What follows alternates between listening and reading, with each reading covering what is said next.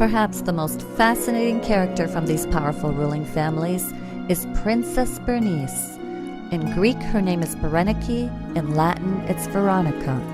She's the granddaughter of Herod the Great, a product of the Herod's intermarriage with the Jewish royal messianic family, the Maccabees.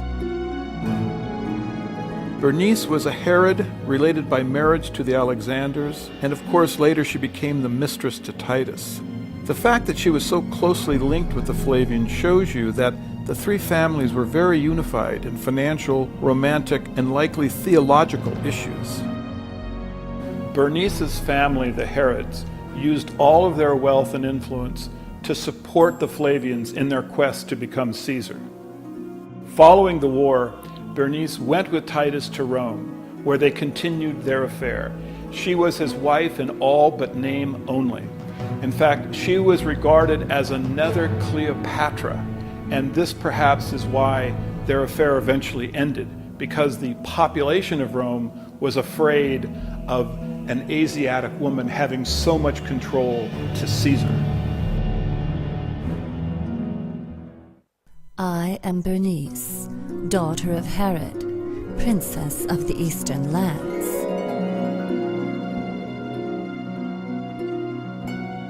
My family are loyal servants of the Roman Empire, collecting taxes for the Caesar. Now, I am proud that my grandmother was a Jewess from the family Maccabees, the lineage from which the Jews' Messiah, or Savior, was prophesied to come. But these revolting zealot Jews believed in a violent, militant Savior who would come to defeat the Romans. And their latest in a string of messiahs, Eleazar, was wreaking chaos throughout the empire. Eleazar and his followers defaced my family's palaces. They raided my grandfather's tomb. And finally, they succeeded in burning Rome itself. They had to be stopped. Our only hope was General Vespasian of the family Flavius. Being Rome's leading general for years, he had already crushed a religious uprising in Gaul and Brittany, completely annihilating the Druids there.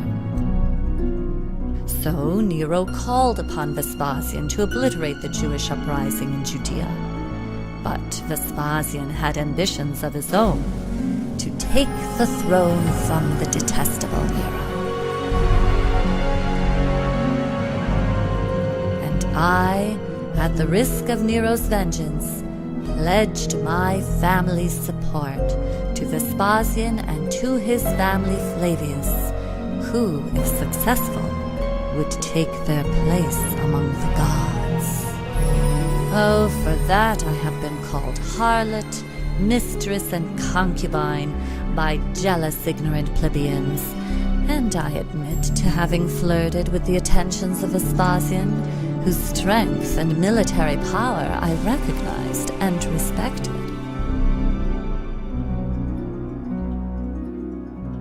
But it was the talents of his son, Titus Flavius, that not only captured my heart and my loyalty, but inspired within me the ambition to become wife of a Caesar.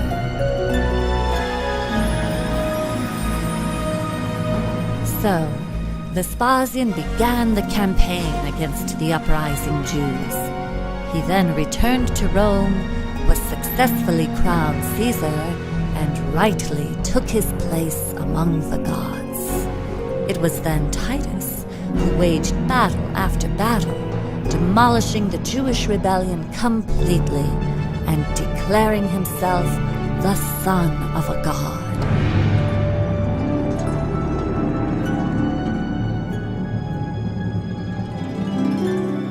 When the Jews refused to worship him, Titus razed the Temple of Jerusalem. He succeeded in capturing their Messiah, Eleazar, and he had him crucified.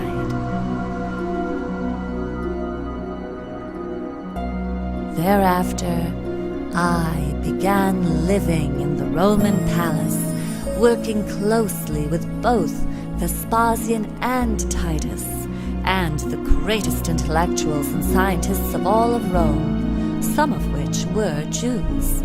We sought to come up with a plan that would once and for all keep the Jews of Judea pacified, ensuring that they remain obedient Roman citizens.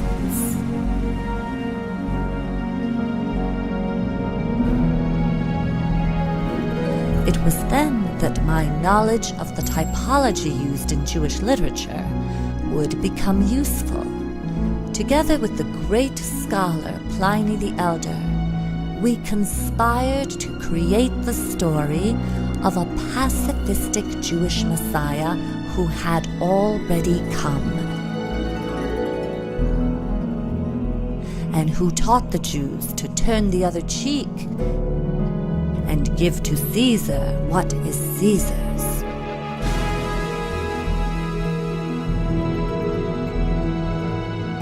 We used this Jewish typology, a type of symbolism, to construct the life of this Messiah out of the events of each of Titus's battle campaigns, thereby memorializing Titus as the true savior of Rome for all posterity.